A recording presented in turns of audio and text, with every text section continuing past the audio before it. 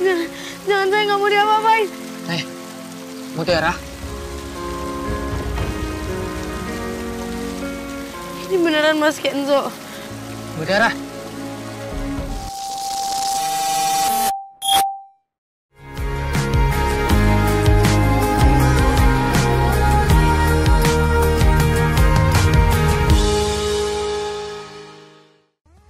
Hai M-Kiss First. Balik lagi nih bersama Miss Kiss. Yang mau ajakin M-Kiss First ikutin cerita merangkai kisah indah episode 108 dan 109. Cerita yang penuh drama yang buat perasaan kalian campur aduk. Tapi sebelum itu jangan lupa like, share, comment, and subscribe ya.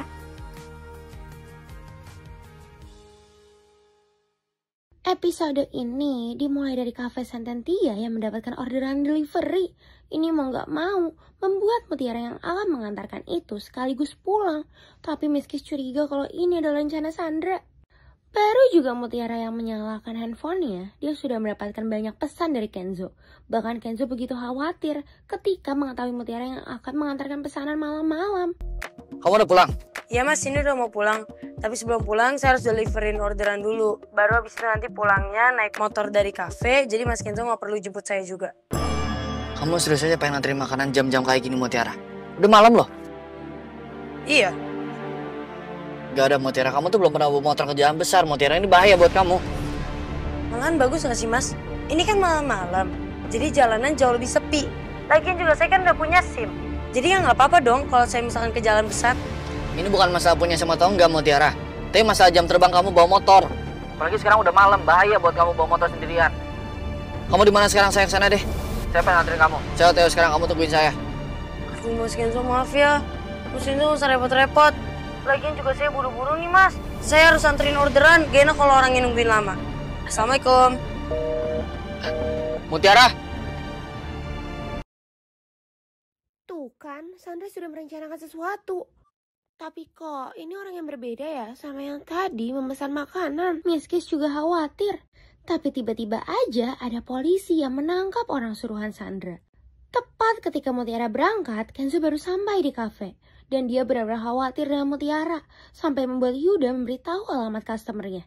Belum apa-apa, Mutiara hampir nabrak pemotor lain akibat kepikiran soal Kenzo.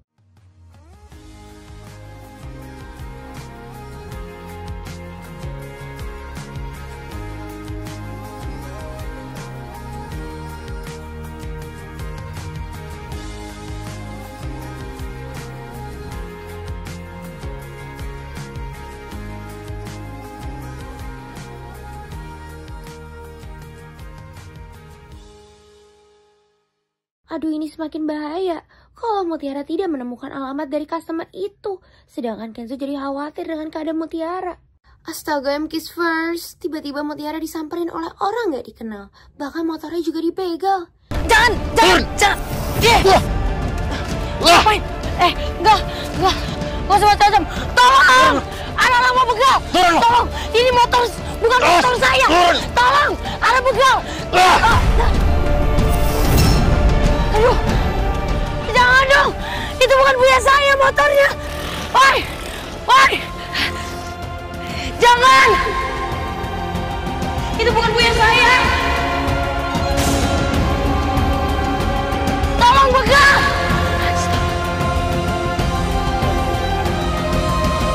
Di lain sisi, Aurel baru sampai setelah diantar oleh Dikta. Dikta yang tahu kalau Mutiara nggak ada kabar membuat Dikta ikut khawatir. Tapi Aurel tidak boleh ikut mencari Mutiara. Bagaimanapun, Mutiara tidak bisa menghubungi siapa-siapa karena handphonenya yang lowbat. Miss Kiss jadi khawatir. Karena ini, dia jadi teringat dengan omongan Kenzo yang dia tidak dengarkan. Sedangkan Kenzo benar-benar khawatir karena Kenzo juga nggak bisa menghubungi Mutiara. Kenzo nggak sengaja hampir menabrak orang. Tapi dia nggak tahu aja kalau orang itu adalah orang yang begal Mutiara. Hati-hati dong lu!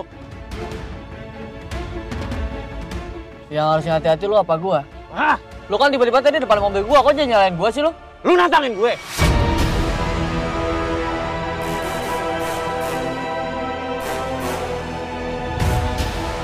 Kalau gue lagi nggak bawa motor begalan, udah gue ladenin anak orang kaya. Kalau dia KO, kan lumayan hartanya bisa buat gue betak.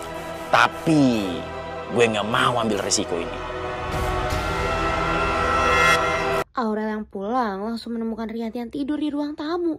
Apalagi Rianti yang gelisah karena memimpikan anak pertamanya. Bagaimanapun dia merasa bersalah dengan anak pertamanya. Anakku? Anakku? Kamu di mana, sayang? Kenapa Mama ninggalin aku begitu saja? Mama jahat. Mama ninggalin aku sendirian.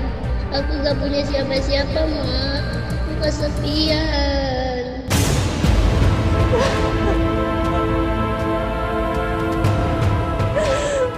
Maafin Mama.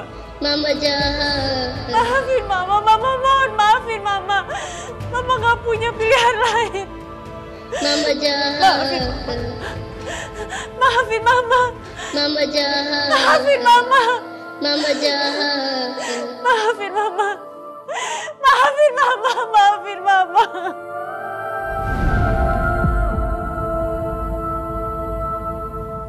Maafin Mama. Maafin Mama.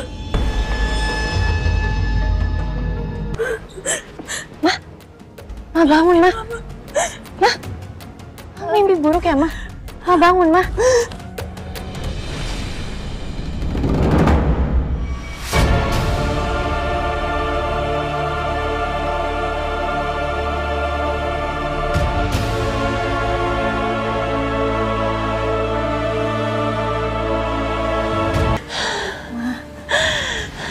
Tidur di sini sih, Ma.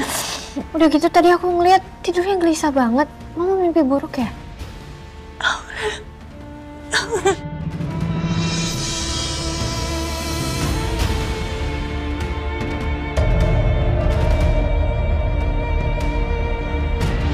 Karena Rianti yang penasaran, dia meminta Nunu cari tahu sama siapa Aurel pulang. Tapi ini semua tetap membuat dirinya sedih karena anak pertama yang dia tinggalkan. Pas banget dengan musibah yang ditimpa Mutiara.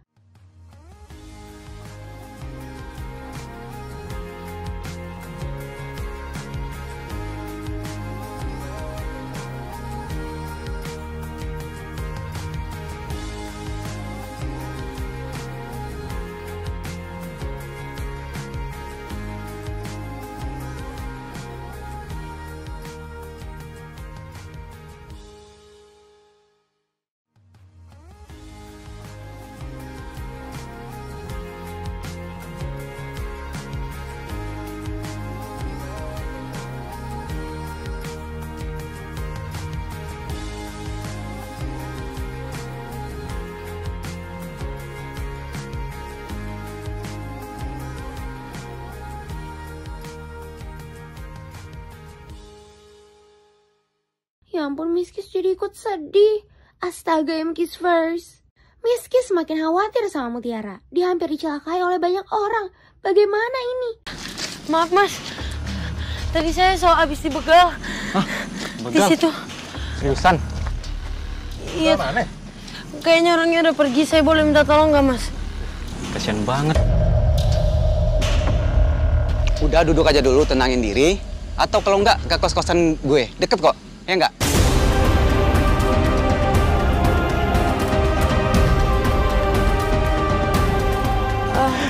Nggak apa-apa, nggak usah. Saya butuh pertolongan aja sekarang, mah.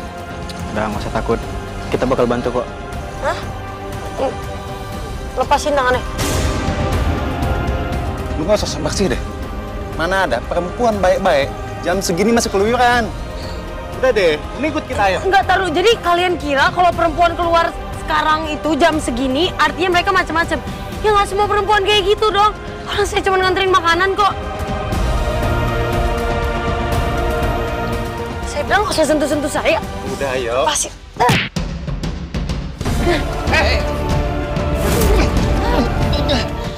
Mutiara berusaha mencari cara untuk kabur dan mencari perlindungan. Sedangkan di waktu yang sama, Dikta hampir menemukan motor delivery cafe.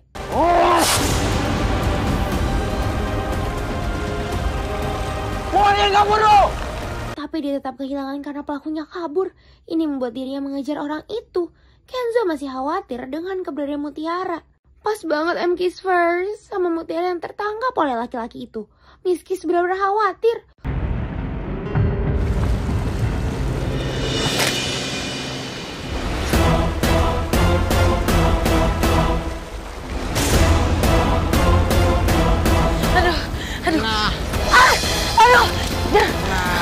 Coba cantik. Kiki, jangan. Ngapain kabur sih? Kita cuma pengen ngobrol aja kok, ya enggak? Udah mengikut kita. Udah yuk. Saya nggak mau. Jangan tolong. Udah nggak usah teriak-teriak. Kita anterin pulang kok. Cuman ke kosan kita. Ayo. Tolong. Ikut. Marah banget lu. Bang, lepasin. Mas, diam. Mas. Taruh ya. Bapak masih dalam. Kita udah. Tolong. Kita ajak sama-sama. Nggak mau. Mutiara.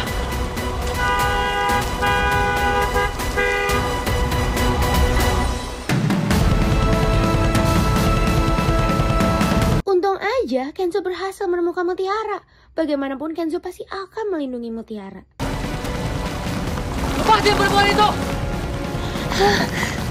Hei, siapa lu? Mau jadi jagoan lu? Siapa lu, ha? Mau jadi jagoan lu, ha?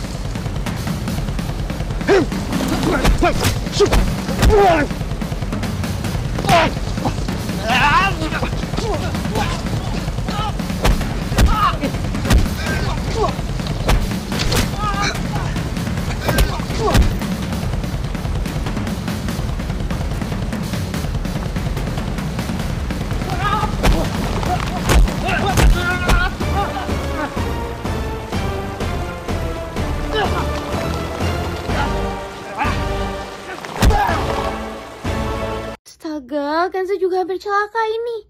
Tanpa sadar, Cynthia juga memikirkan anak laki-laki yang dia tinggalkan. Apalagi dirinya sangat memikirkan Kenzo. Alhamdulillah, MK's first. Kenzo bisa melawan orang-orang itu.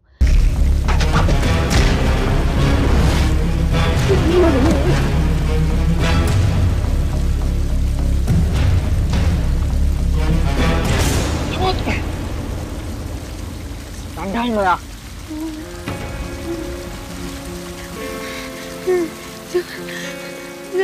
Jangan, saya nggak mau diapa-apain. Mutiara. Ini beneran Mas Kenzo. Mutiara. Ini langsung buat Mutiara menyesal dengan Kenzo. Makanya Kenzo berusaha menenangkan Mutiara. Miss Kiss jadi terharu.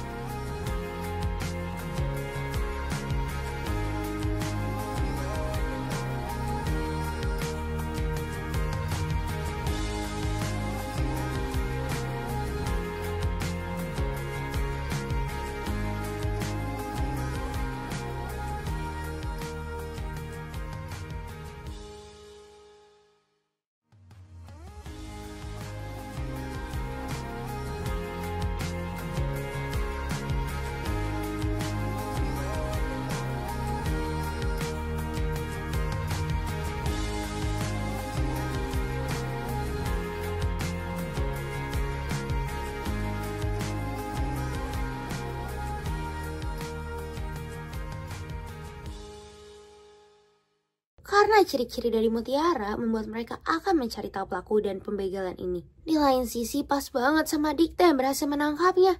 Makanya Kenzo langsung membawa Mutiara ke sana. Mutiara sangat tenang telah menemukan motornya kembali. Rianti tahu kalau Aurel telah berbohong. Tapi sebelum dia menghampiri Aurel, dia lebih memilih untuk memohon kepada Aditya terkait fasilitasnya. Masih aja Aditya membandingkan Rianti dengan Mutiara. Iya mas, aku ngerasa kayak di penjara. Oh. Dan lama-lama aku juga bisa frustasi. Ya makanya kamu tuh harus banyak belajar sama Mutiara. Stop ya mas, gak usah banding-bandingin aku sama Mutiara. Loh, harus dibanding-bandingin yang baik-baik dong. Dia nggak megang handphone, bisa loh.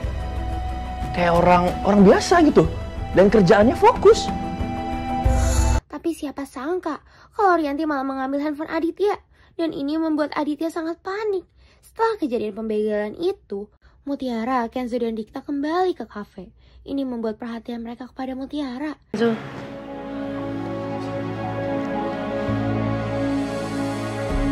Sedangkan Rianti masih menahan handphone Aditya demi mendapatkan handphonenya kembali. Tapi tiba-tiba malah Dina yang menghubungi Aditya. Ini membuat Rianti mendengarkannya. Saya ada kabar kurang menyenangkan ini, Pak. Halo? Pak Aditya. Kabar kurang menyenangkan apa sih? Kalau aku ngomong, Dina pasti gak mau cerita. Lagian kenapa Dina harus hubungin Mas Aditya malam-malam kayak gini? Kalau emang soal kerjaan kan bisa besok. Halo? Yanti, buka pintunya. Jangan memancing kemarahan aku. Buka pintunya! Rianti, ini handphone kamu udah aku balikin. Akhirnya, Aditya berhasil mengembalikan handphone Rianti. Tapi ini semakin membuat Aditya bersikap kasar kepada Rianti. Gak hanya itu, ini semakin membuat keributan untuk mereka. Kamu mau tampar aku, Mas? Tampar aja aku! Berani kamu ya? Mulai bulan depan, aku tidak akan kasih uang belanja buat kamu. Kamu mungkin lupa ya, Mas? Kalau kapanpun, aku bisa ninggalin kamu. Dan memilih hidup sama Rafael.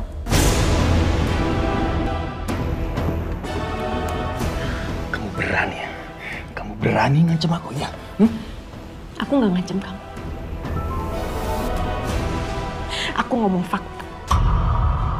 Kamu ingat kan? Dulu Rafael ngelamar aku. Bahkan ketika dia tahu aku ini masih istri kamu, Mas.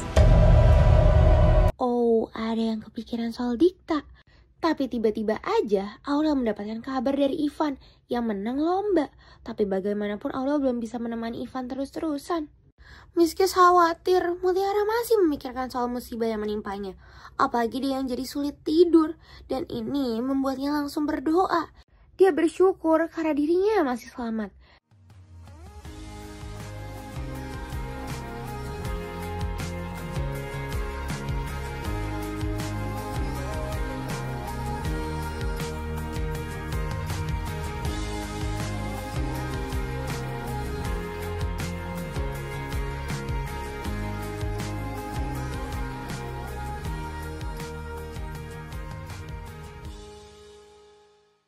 Dan pas banget Mutiara yang mendapatkan pesan dari Kenzo.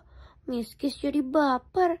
Cynthia yang tahu soal kejadian pembegalan itu membuatnya khawatir dengan Mutiara. Bahkan dirinya juga mencari tahu soal kedekatan Dikta dan Aurel. Walaupun Cynthia dan Dikta yang semakin dekat, Cynthia tidak bisa pergi ke kafe. Sebelum Kayla pergi ke kantor, Mutiara berusaha mengajak ngobrol Kayla. Bagaimanapun Mutiara lakukan ini untuk menahan Kayla mengundurkan diri. Apalagi mereka sama-sama memendam rasa untuk Kenzo. Mbak udah lama loh di kantornya Mas Kenzo. Ini yang terbaik buat aku, Mut.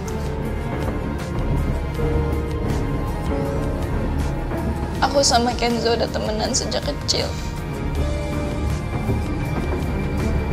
Jauh sebelum dia kenal Cassandra.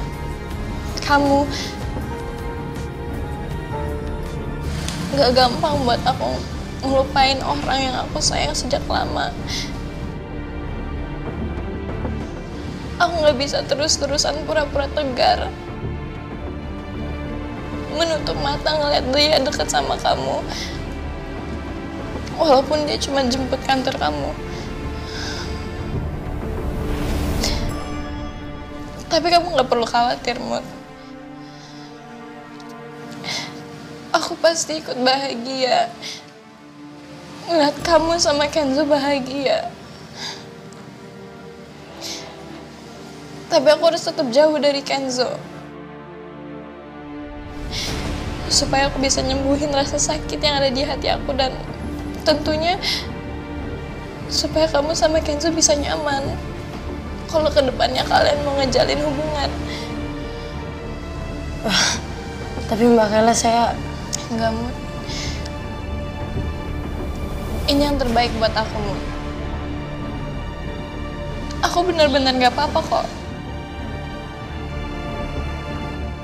Jadi kamu gak usah ngerasa sungkan. Apalagi gak enakan sama aku. Maaf ya Mbak, saya nggak tahu kalau ternyata rasa cinta Mbak Kayla segitu dalamnya sama Mas Kenzo.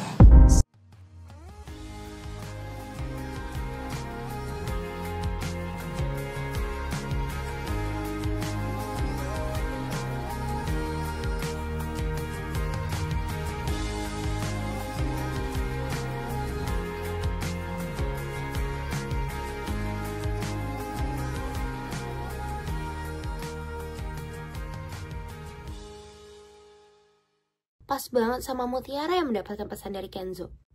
Ipah yang tahu soal keadaan Mutiara membuatnya khawatir, dan Aurel langsung mencari tahu ke kafe soal kejadian kemarin. Betapa kagetnya mereka mengetahui Sandra yang mampir ke kafe. Ternyata kemarin Kak Sandra datang ke kafe.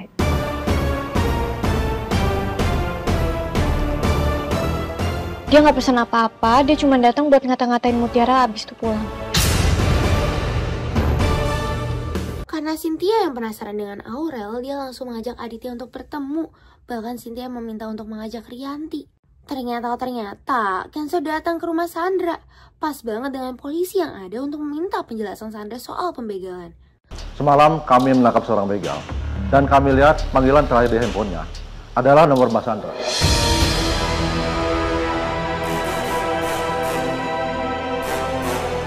Dan kami hanya ingin tahu apa yang mereka bicarakan di telepon itu.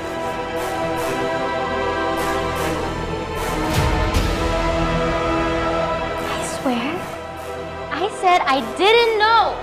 Aku sama sekali nggak tahu apapun. Itu cuma salah sambung doang dan aku nggak tahu this person. Kalau boleh tahu, Anda ini ada hubungan apa sama Mbak Sandra? Saya ini dulu temannya, Pak. Tapi saya siap dijadikan saksi untuk melaporkan Sandra ke kantor polisi. Karena kebetulan yang semalam dibagal itu adalah pacar saya.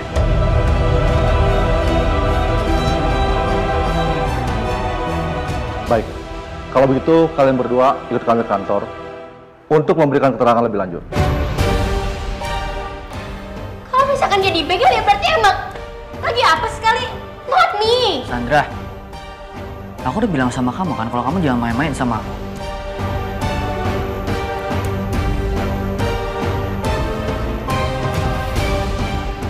Mungkin semuanya kebetulan, Sandra. Dan aku yakin 100% kalau orang itu adalah suruhan kamu. Jadi sekarang aku bakal ngelaporin kamu ke kantor polisi. Dan kamu bakal terima hukuman kamu. Padahal dari dulu aku udah ngingetin kamu loh, Sandra. Mungkin sekarang saatnya kamu dapat hukuman yang setimpal. Biar kamu kapok. Biar kamu gak gangguin Mutiara lagi ataupun orang lain di luar sana. Pernyataan Kenzo semakin kuat untuk membawa Sandra ke kantor polisi. Aurel yang mau pergi pas banget dijemput oleh Dikta. Tapi sebelum itu, Aditya memberitahu soal rencananya bertemu dengan Aurel. Kedekatan Dikta dan Aurel semakin buat Aditya sering bertemu dengan Cynthia. OOM kiss first. Sandra sudah berhasil dibawa ke kantor polisi didampingi oleh Kenzo. Tanpa Kenzo tahu, Sandra telah panik. Kami akan buka penutup wajahnya. Dan kami mohon Mbak Sandra berkata dengan jujur. Apakah Mbak Sandra kenal dengan orang itu atau tidak?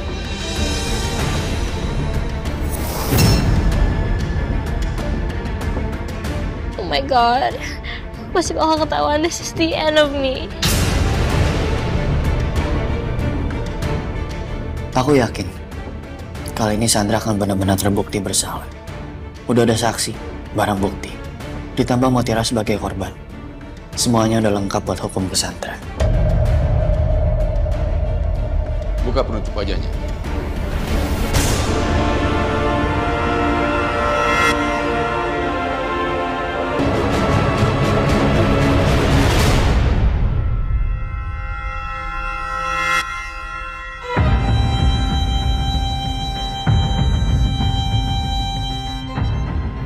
Don't know him. Loh, Sandra tidak mengenali pembegal itu. Tapi Kenzo tidak menerimanya dan masih bersikeras kalau Sandra yang sudah merencanakan ini semua. Lo orangnya kan? Hah? Jujur sama gua! Lo pasti disuruh sama Sandra buat nyalakain Mutiara kan? Perempuan yang semalam lo ambil motornya. Iya kan? Tolong jangan bikin keributan di kantor kami. Awalnya saya ngeliat ada perempuan di pedesaan saya, Pak. Dan dia pun nyasar. Akhirnya pun saya begal, Pak. Bohong, Pak. Masih bohong kan? Hah? Mendingan jujur sekarang atau nanti hukuman lu makin berat. Jujur!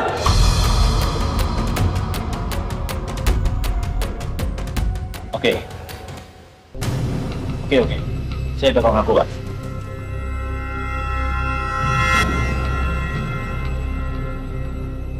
Jadi gini, Pak. Saya ngeliat di kafe itu ada deliverynya, Pak. Dan akhirnya saya pura-pura pesan deliverynya, Pak. Dan saya niatan untuk mengebegal orang itu, Pak. Sebelum dia datang ke kiriman saya, Pak. Tapi pada akhirnya saya salah dugaan, Pak. Ternyata itu cewek, Pak. Tapi nggak apa-apa. Saya malah lebih mudah untuk dapetin motor itu. Dan akhirnya saya begal, Pak.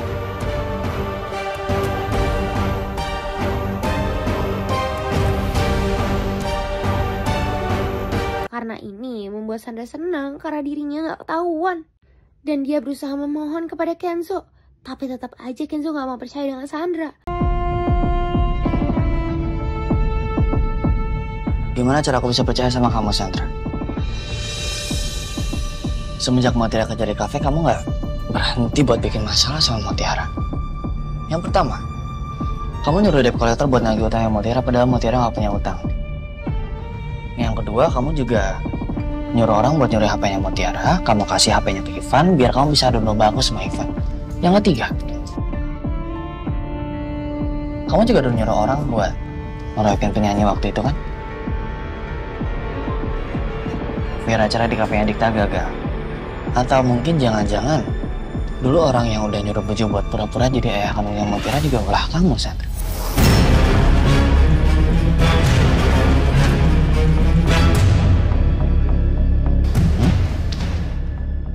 Why would I do that? Ngapain aku buang-buang waktu, buang-buang uang cuma buat nyingkirin Mutiara, kan? It doesn't make sense. Entah kenapa hati kamu tuh penuh dengan kebencian, kedengkian, dan juga keegoisan. Apalagi apa yang telah dilakukan kepada Mutiara. Kenzo sama sekali nggak peduli oleh Sandra. Bahkan ketika Sandra terjatuh, dia didiamkan oleh Kenzo. Baru juga Aurel dan Dikta sampai di kafe. Tapi sudah ada Ivan yang datang. Ini membuat Aurel ngajak ngobrol Ivan lebih dulu. Tanpa mereka tahu kalau Dikta melihat mereka. Apalagi Ivan yang menggandeng Aurel untuk mengajaknya pergi. Diam-diam ini membuat Dikta sakit. Mutiara yang mau berangkat jadi kepikiran kalau Kenzo yang bertemu dengan Sandra. Dan pasti Kenzo sangat marah. Kenzo yang sampai di rumah Mutiara pas banget dengan Mutiara yang baru berangkat naik ojol. Melihat Ivan yang dekat sama anak-anak jalanan membuat Aurel terharu. Baru juga sampai di kafe, Mutiara sudah mendapatkan omelan dari Kenzo lewat telepon.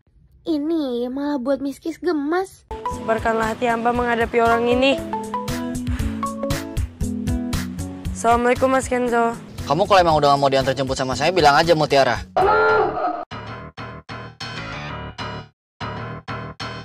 Ya kan saya udah ngechat Mas Kenzo. Saya bilang saya nggak mau telat, jadi saya naik ojol. Tapi Mas Kenzo nggak dibalas. Saya kan lagi ngantor polisi, Mutiara ngurusin Sandra.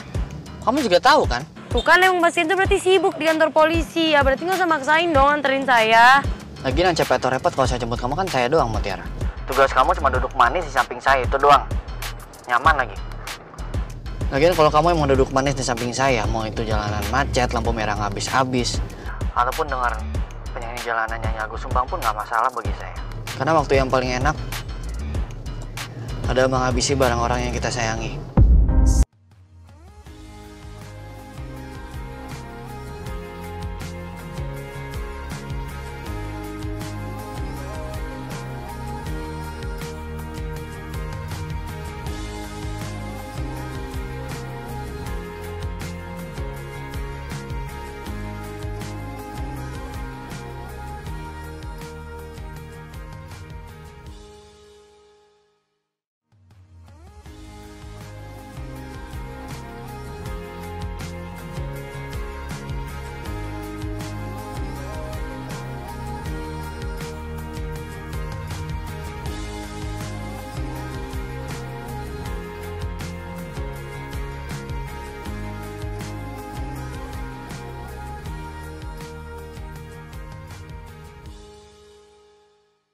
Sesampainya Sandra di kantor Cynthia, membuat Sandra ditegur.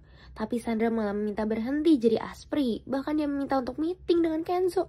Dan siapa sangka kalau Cynthia berani melawan Sandra. Saya perlu tahu tanpa sesen pun uang kamu, saya bisa jadi investor tunggal di perusahaan Pak Aditya. Gak butuh bantuan kamu.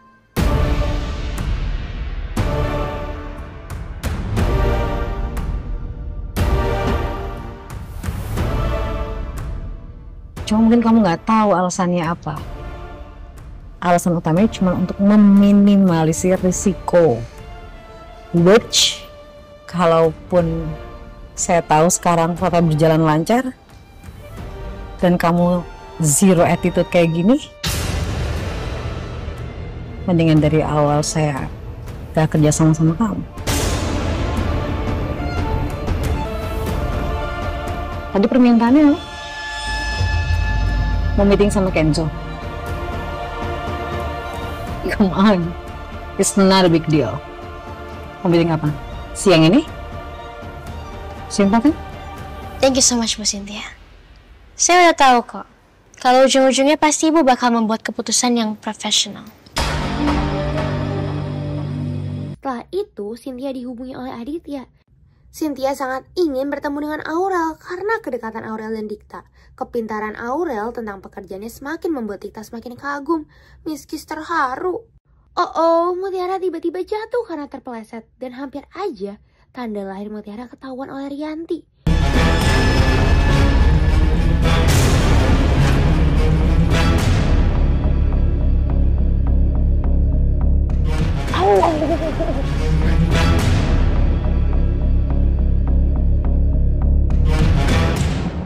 Untung aja Dikta lebih dulu menolong Mutiara.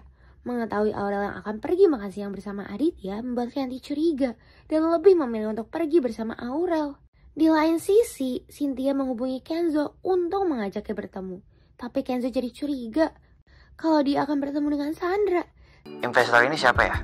Atau mungkin saya kenal sama orangnya? Saya nggak bisa bilang namanya sekarang. Tapi kayaknya kamu memang kenal deh sama orangnya. Bu Cynthia masih aja gak mau cerita.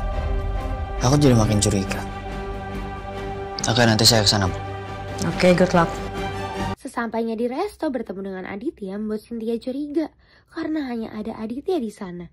Sedangkan Rianti yang tahu menu terbaru di kafe membuat dirinya juga ikut pesan. Sedangkan Cynthia sangat ingin bertemu dengan Aurel. Apalagi saat ini dia baru hanya bertemu dengan Aditya. Mutiara yang membuatkan orderan nasi goreng membuat dia berhati-hati. Apalagi ini untuk Rianti. Pas banget dengan Rianti yang tergoda mencium masakannya. Dan hampir aja dia mengetahui siapa yang masak nasi goreng itu. Ketika Aditya dan Cynthia yang mengobrol, ada yang mengabadikan mereka diam-diam. Tuh kan, Rianti sangat lahap banget memakan menu nasi goreng itu. Dan itu membuat Mutiara terharu. Tapi ketika dia tahu nama nasi goreng itu membuatnya kaget dan gak suka. Nasi goreng ini namanya nasi goreng Widuri, Bu.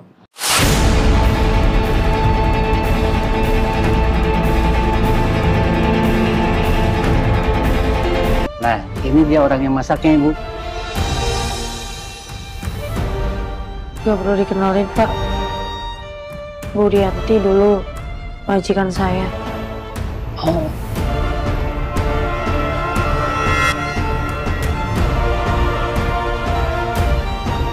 Ini jelas-jelas membuatnya marah. Tapi apakah dia akan tahu soal tanda lahir Mutiara?